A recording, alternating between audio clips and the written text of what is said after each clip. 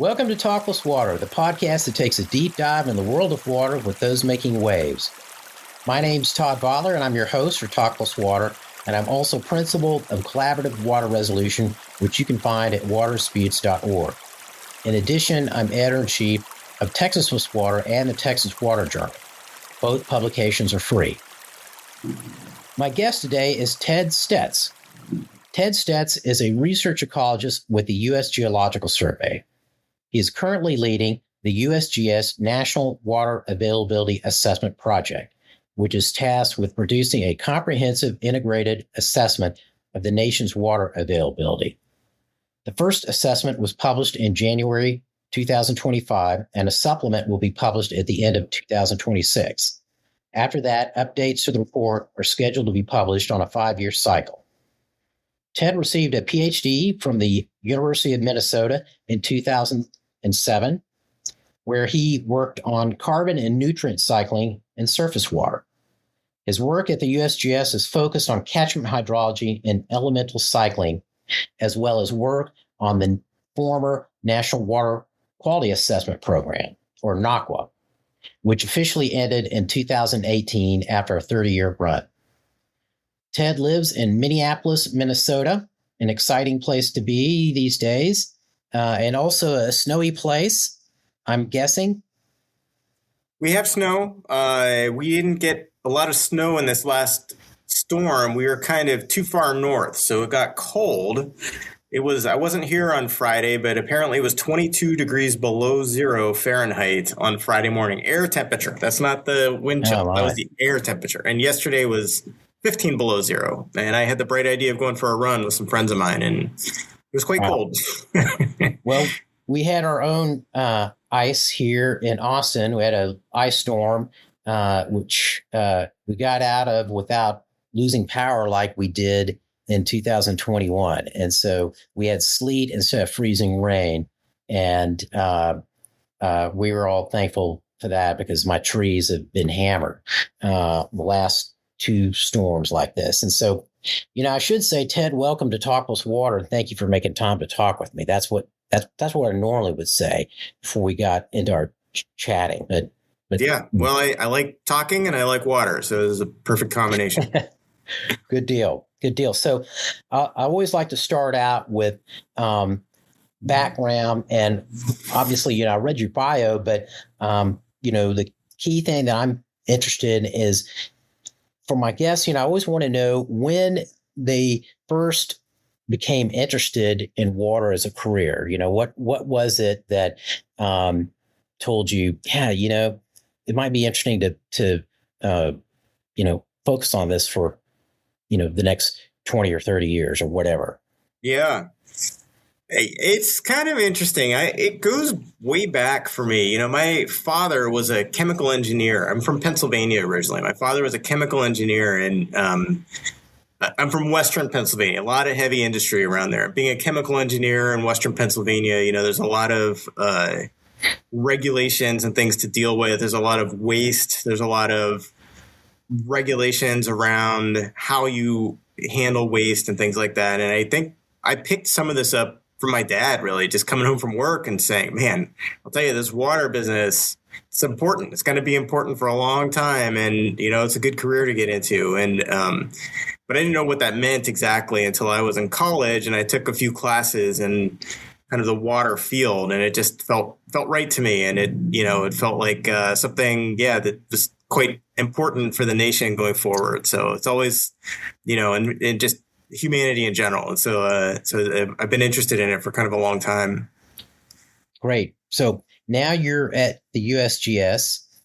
Tell us a little bit about your path in the USGS and how you became involved with the current study that you're doing, or the assessment. Yeah, sure. So I started at the USGS as a postdoc. I got my PhD, as you mentioned, at University of Minnesota, and I got a postdoc with the USGS. Okay, get this. I had a choice now. These are my two choices coming out of grad school. I could do a postdoc in Stockholm, Sweden, or Boulder, Colorado. So, Boulder's nice, but and Stockholm's nice too. Yeah, I was blessed with a difficult decision, and so I went to Boulder, Colorado, and worked in the USGS office there. And I'll never forget. I mean, I walked in the first day and my advisor there said, this is for 2 years and then you're out. And I just said, yes, sir, I understand, and that was going on 17 years ago now. So when he said that, did you say, hey, I could be in Stockholm? I mean, thanks for the warning. Yeah. Huh. Well, anyway. Boulder to Minnesota, maybe some moves in between.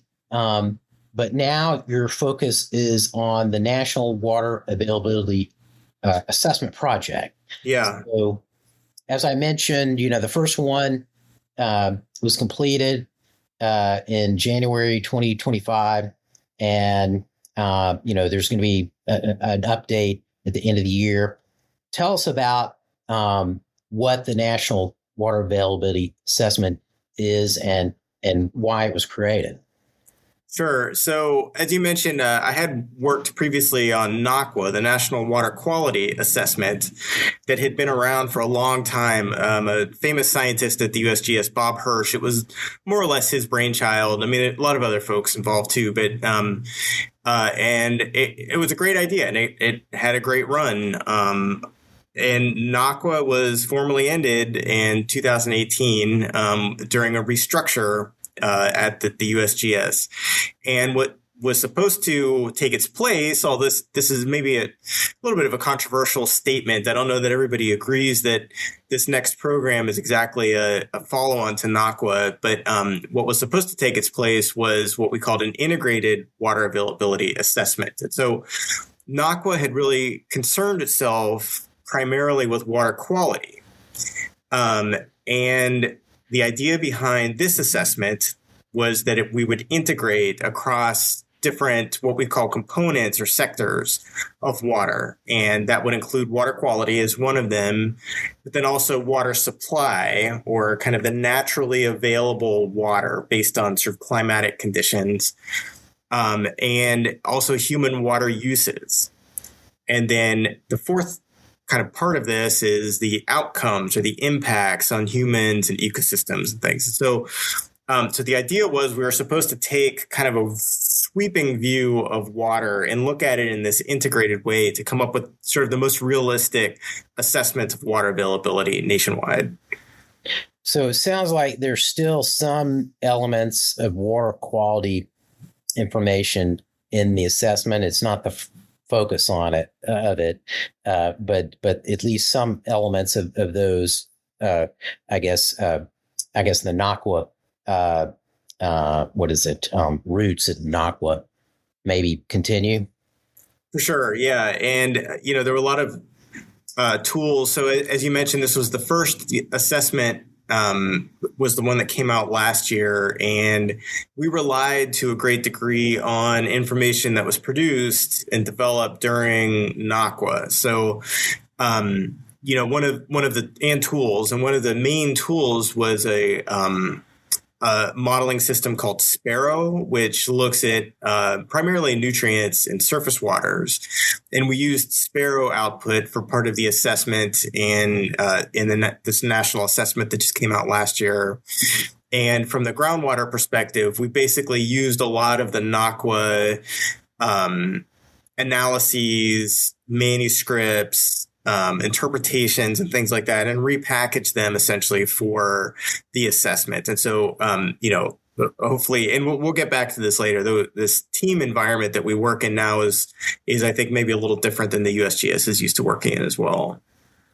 Well, let's talk about that for a sec. So, I mean, this obviously is a major effort.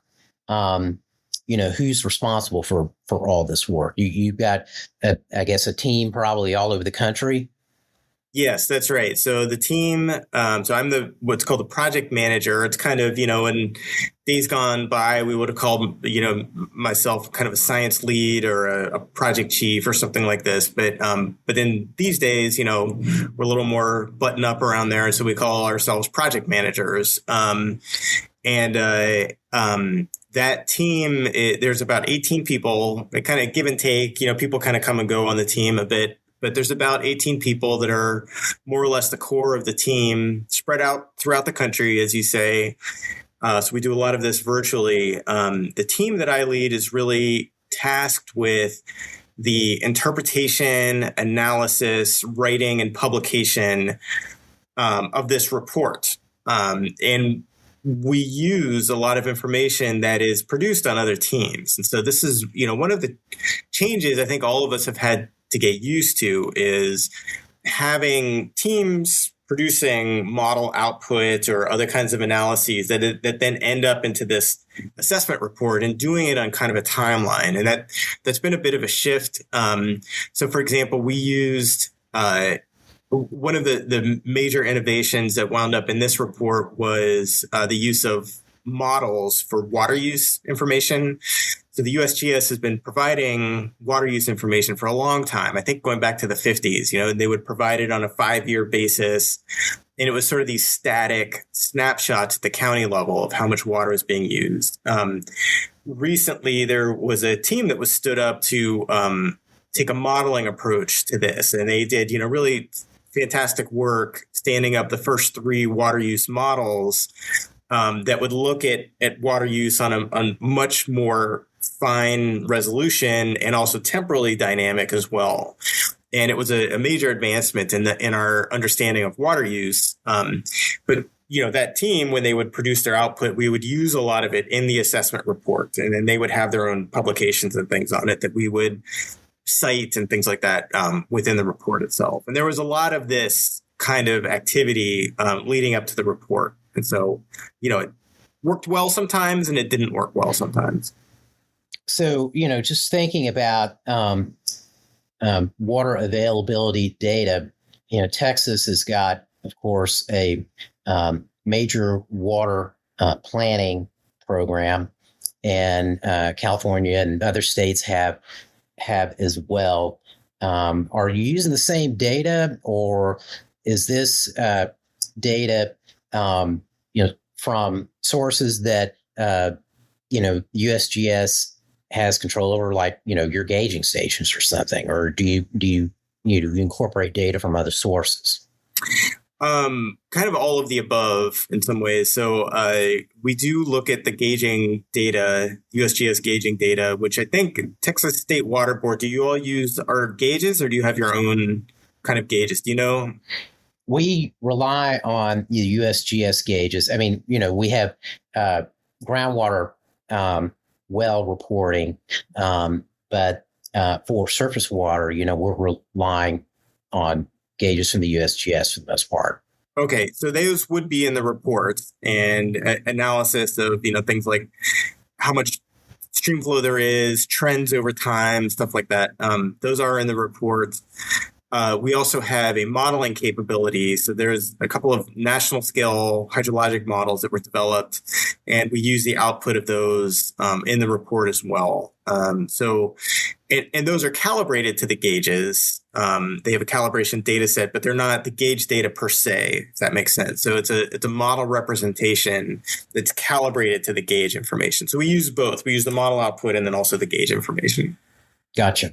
So, kind of thinking about the findings of the current assessment, I understand that nearly 27 million Americans live in areas with chronic potential water limitations. Can you explain how the assessment came to that conclusion?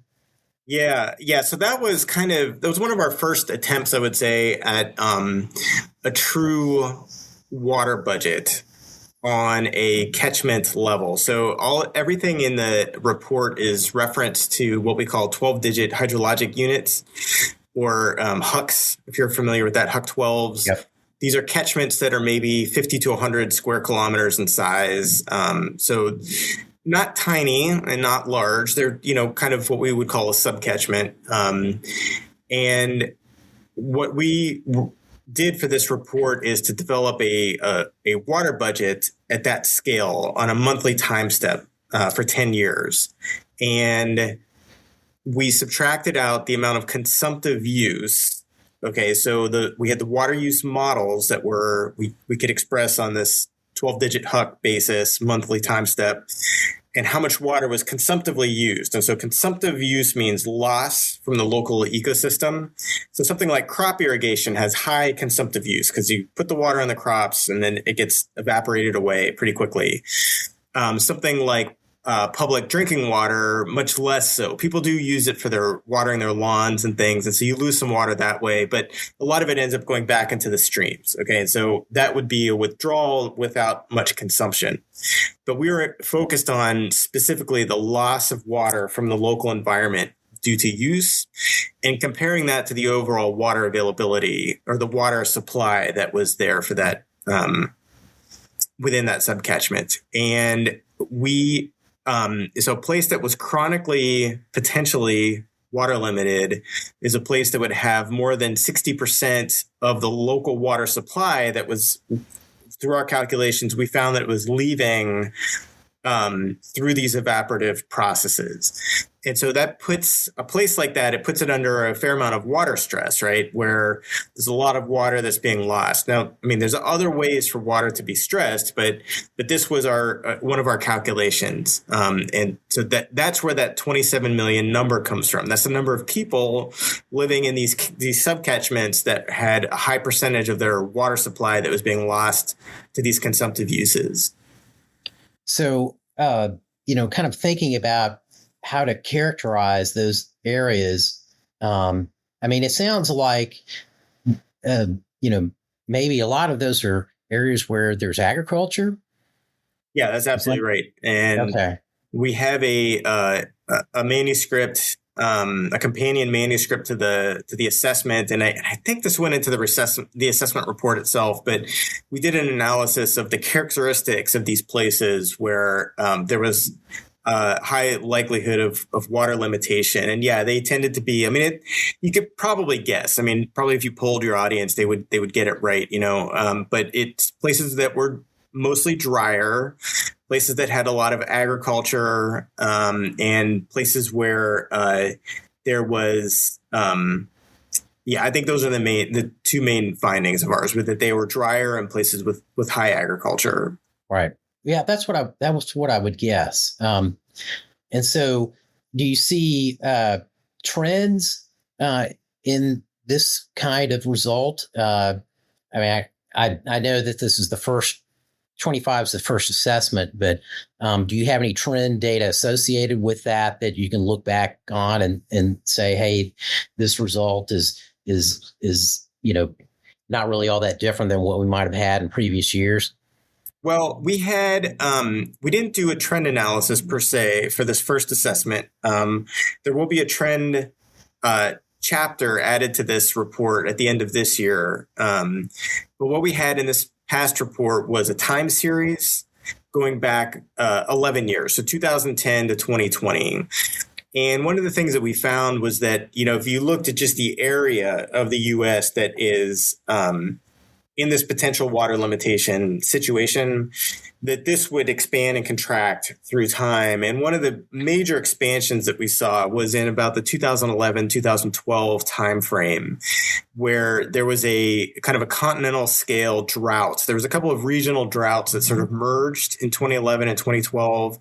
And in particular, it was very hot in that time frame as well. And so really cranked up the evapotranspiration, especially on farm fields and things like this. And we saw crop irrigation went way up during this period. Consumptive losses due to crop irrigation went way up. And then the footprint of the areas that were experiencing this elevated chance of water limitation also expanded. And so really that was the highest we saw was during that 2011-2012 timeframe. And it was really, one of the first times I think we were able to see something like that because we had the temporal resolution for it in the water use data and then also in these hydrologic models too. So just, I'm, curious. I mean, if I have the report, would I be able to look at it in the future? Maybe, I guess, maybe this is going to result from additional versions of this report in 5 years. But will I be able to look back and say, okay, agricultural use in the United States for irrigation, is trending up or trending down, or is becoming more efficient or less efficient, or is kind of like hit a plateau in terms of efficiency? Will I be able to look at the report and draw some conclusions like that? Yes, you would, especially in terms of, say, total water use, total acreage of land that's under irrigation. And then there's a couple other aspects of water use in there as well. Thermoelectric power generation, public water supplies, things like that. Yeah, you would be able to look at those trends over time. The efficiencies that you mentioned are not really, at least not yet, they're not really part of the assessment report. There is a crop water use efficiency term that goes into the model, but that's all squarely within the other team, the water use team that's putting that together. Okay. So are there any other drivers of the limited water availability in the U.S. That you found in your study? Yeah, for sure. I mean, this what we call the supply and use index, that was sort of that index I was just talking about of the percentage of water that's used consumptively. That was one way of looking at it. Another way to look at it is water quality in the surface water. We looked at water quality in the groundwater as well. We had a few national scale models that we looked at for that. There was a model of arsenic in groundwater and a model of nitrate in groundwater. These are two pretty common groundwater pollutants, and they have human health benchmarks associated with them. And so we looked at areas that were at some percentage of that human health benchmark to say that you are at an elevated risk of potential adverse effects within those areas because of those two constituents. So we had in the groundwater nitrate and arsenic, and then surface water was nitrogen and phosphorus, and those are also concerns for surface water availability. So it sounds like you're saying that, there's also limitations on availability related to water quality, not just quantity. What, are the areas that you found that was an issue substantially different? Is the number of millions of Americans impacted by that substantially different? Yeah, it's much higher. I mean, it depends. It depends how you look at it. Let's take nitrate as an example. So I think probably most of your listeners are familiar with, the 10 milligrams per liter benchmark for nitrate in drinking water, and that there's human health effects associated with that. The number of Americans exposed to that is that there are some. I don't know the numbers off the top of my head. I apologize. They're not as, they're not huge. But then if you come down from that 10 milligrams per liter benchmark and looked at, for example, something that would affect the ecosystems around you, so the ecosystem effects, that's a huge number. I want to say it's large. I don't want to guess right now, but it's a much larger pool of individuals that live in areas with these elevated nitrate or nitrogen concentrations in their surface waters. And that is consistent with what the EPA had found in some of their, was something called their rivers and streams assessment that was published a few years ago.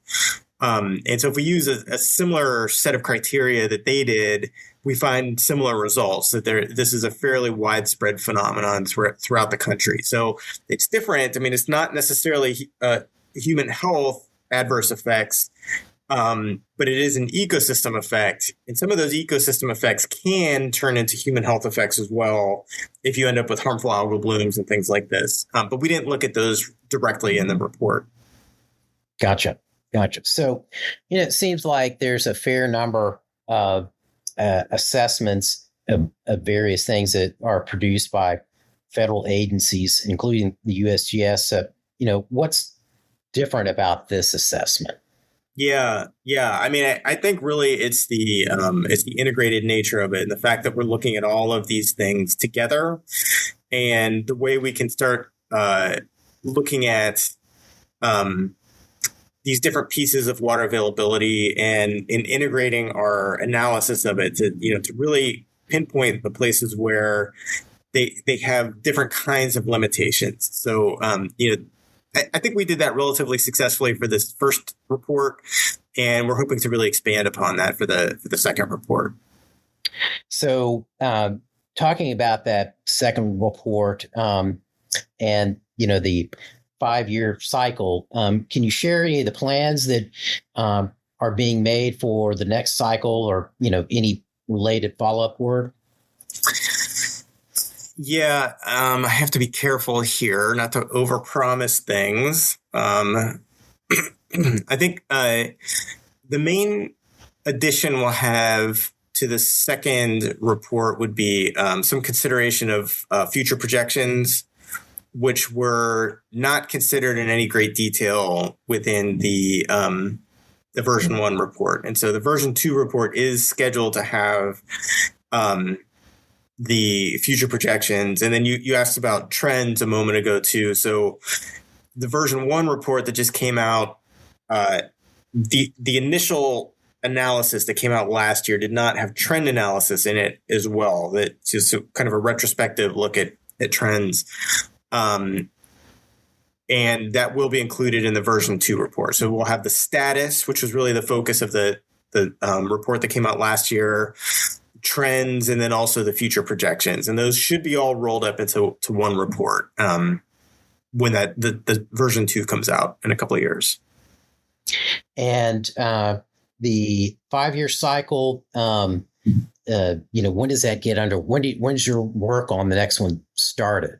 Is it already started? It's already started. I mean, yeah, there's no rest for the weary. I mean, basically, the ink dries on one and you got to just pick yourself up and start on the next one. And, there's a lot of planning. There's a lot of coordination. There's a lot of communication with other teams. The other teams are already on a cycle where they need to be getting information to us in a couple of years to start writing. They need to do their own interpretation and analysis that then goes into the report and so forth. And so, yeah, I mean, it is a lot of planning and coordination to pull something like this off. And, it's just almost a continuous cycle, really. So, Ted, it's time to start moving to our conclusion here. And let's do that with one final question. How can our listeners find out more about the National Water Availability Assessment and actually just, find a copy of it? Yeah, so it's published. It's what's called a professional paper published by the USGS. There is a link that I'll put in the chat. I mean, it's professional paper 1894, if anybody wants to look it up. But we can put a link in the chat. I think that might be the show notes. I think that might be the best way to look at it. And then also, just so your listeners are aware as well, there are a couple of companion efforts, communication efforts around this too. So there is a visualization website that takes some of our high-level findings and presents them in kind of a more visually punchy way. And it might be a nice thing to take a look at. And then there's also something called the Data Companion, which is most of the modeling information that went into use in the report. Your listeners can download it and on different levels or different spatial scales and do their own analysis in a way that makes more sense for a particular local question that they might have. Oh, okay. So they can actually go in and use the model to look at their own, maybe not neighborhood, but the region they live in, something like that. It would be on this HUC 12 basis that we talked about before. So these subcatchments of 50 to 100 square kilometers. It's on HUC 12s, and you can, or larger. You can look at it at larger scales too. Okay, great. Well, Ted, thank you for joining me today. I learned a lot. Yeah, thank you, Todd. This was a lot of fun. So this has been Talk+Water, and my guest today was Ted Stets. Ted's a research ecologist with the U.S. Geological Survey and is currently leading the USGS National Water Availability Assessment Project. I want to thank you, the listener, for spending your valuable time on this podcast.